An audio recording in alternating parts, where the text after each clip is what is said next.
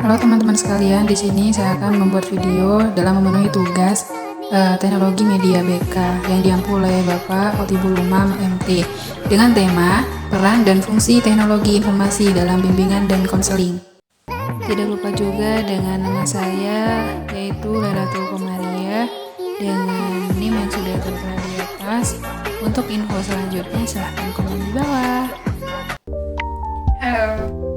Jadi langsung aja kepada definisi atau pengertian ya. Di sini saya mengambil dua referensi atau dua pengertian yang saya sudah cantumkan referensinya di bawahnya.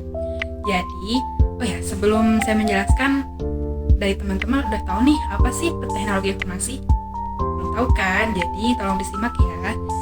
Pengertian pertama adalah teknologi informasi adalah seperangkat alat yang digunakan untuk membantu tugas-tugas berhubungan dengan pemrosesan data. Yang kedua, teknologi informasi adalah gabungan komputerisasi yaitu gabungan antara komputer dan komunikasi yang berkecepatan tinggi, yaitu membawa data, suara, dan video. Jadi saya ambil singkatnya dari semua pengertian, yaitu membahas tentang data ya. Kalian tahu sih, apakah kalian tahu data itu apa sih? Gitu kan? Jadi data itu adalah sekumpulan informasi atau kumpulan fakta dari suatu yang diperoleh melalui pengamatan dari sumber-sumber tertentu. Sumber-sumber tertentu misalnya seperti medianya itu kayak HP gitu kan. Medianya sumber-sumbernya itu mungkin dari TikTok, Facebook maupun IG atau WA gitu ya. Jadi saya simpulkan lagi ya, mungkin dari teman-teman ada yang belum bisa mengerti teknologi informasi itu apa sih? Teknologi informasi dalam kesimpulan bidang pengelolaan teknologi dan mencakup berbagai bidang seperti proses sistem informasi, perangkat lunak komputer, bahasa program dan data konstruksi.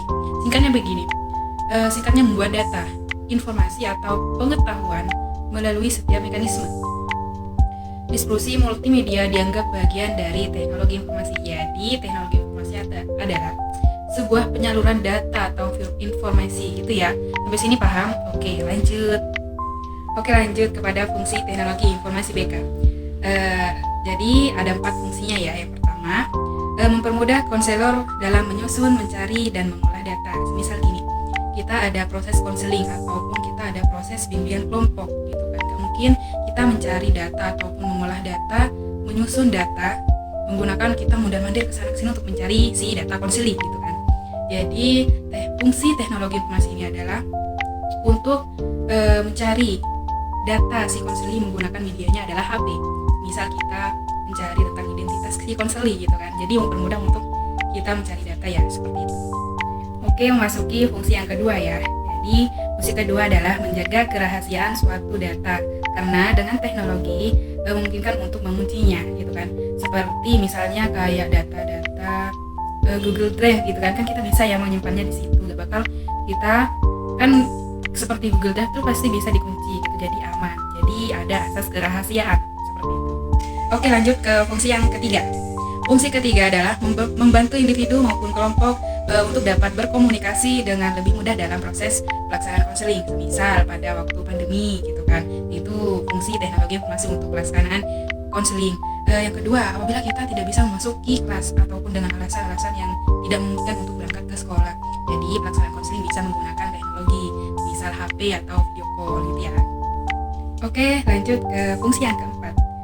Fungsi keempat adalah menjadikan teknologi informasi sebagai alat suatu program kegiatan sehingga kegiatan tersebut lebih teratur dan terstruktur. Jadi pengertian fungsi yang keempat ini tidak jauh beda dengan fungsi yang ketiga. Jadi untuk mempermudah pelaksanaan proses konseling agar lebih teratur dan terstruktur gitu ya. Oke, kita lanjut kepada peran teknologi informasi dalam bimbingan dan konseling. Jadi peranan teknologi informasi dalam bimbingan konseling sebagai media canggih yang akan mempermudah jalannya suatu pelaksanaan pelayanan bimbingan dan konseling sebagai cara untuk meningkatkan keterampilan dan kreativitas guru BK atau guru konselor sekolah dalam menyajikan layanan BK yang dinamis sehingga peserta didik tidak merasa jenuh dan menganggap BK ketinggalan zaman. Jadi media atau teknologi informasi ini membuat proses konseling tidak ketinggalan zaman gitu kan. Jadi dan tidak jenuh juga setelah proses konseling atau proses pelaksanaan konseling, kita juga bisa menampilkan video-video. Oke, kita sekarang masuk pada kelebihan teknologi informasi dalam bimbingan dan konseling. Di sini ada 5 kelebihan ya. Yang pertama, kelebihan pelayanan melalui teknologi informasi mudah diakses. Jadi seperti yang saya jelaskan tadi ya, bisa mempermudah akses data ataupun akses mengolah data yang lainnya. Yang kedua, tidak membutuhkan biaya transportasi, tapi lebih membutuhkan biaya data ataupun biaya pulsa gitu kan ya. Tapi lumayan lah, tidak terlalu mahal daripada biaya transportasi, kan sudah ada wifi tetangga ataupun wifi balai desa ya. Yang ketiga, mengurangi kesulitan jadwal yang berkaitan dengan program kelompok. Yang keempat, pelayanan melalui teknologi informasi bersifat semi anonim. Yang kelima, klien lebih mau terbuka berbicara tentang masalahnya karena ia tidak berkomunikasi secara face to face, sehingga ia dapat lebih siap dan terbuka. Jadi semisal kayak introvert nih, siapa nih di sini yang introvert gitu kan, jadi pasti kan lebih anak yang introvert itu lebih suka tidak bertatap langsung atau face to face gitu ya. Oke, lanjut kepada kekurangan. Pasti setiap perbuatan itu atau setiap sesuatu pasti ada kekurangan dan kelebihan ya. Jadi sekarang kita bahas kekurangan teknologi informasi dalam bimbingan konseling. Jadi yang pertama adalah konselor tidak dapat memastikan bahwa kliennya benar-benar serius atau tidak. Jadi seperti kata lain, kita tidak video call ataupun kita teleponan aja gitu kan proses konselingnya. Kita tidak bisa memastikan bahwa si konseling tersebut itu benar-benar atau tidak gitu ya. Itu adalah kekurangan. Yang kedua, diperlukan perangkat khusus agar pelayanan bimbingan konseling melalui teknologi informasi dapat terlaksana. Dan perangkat tersebut tidak murah sehingga tidak semua orang dapat memanfaatkannya. Seperti kayak Google Classroom gitu ya, Classroom. Itu sepertinya sangat mudah untuk saya. Yang ketiga, informasi yang diterima dan diberitakan sangat terbatas. Komunikasi satu arah, klasifikasi dan eksplorasi tidak biasa segera dilakukan, sehingga ada kemungkinan terjadi kesalahpahaman gitu.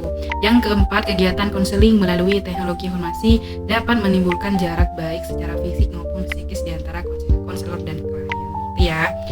Jadi kalian sudah bisa memahami antara kekurangan dan kelebihan masing-masing dari teknologi informasi dalam bimbingan dan konseling. Jadi apabila ada teman-teman yang tidak dipahami dari penjelasan saya di atas dan dari awal sampai akhir, kalian bisa komen di bawah. Oke, sampailah di titik akhir video penjelasan dari saya. Terima kasih untuk teman-teman yang sudah menonton dari awal sampai akhir. Tidak lupa untuk like, comment, and subscribe. Oke?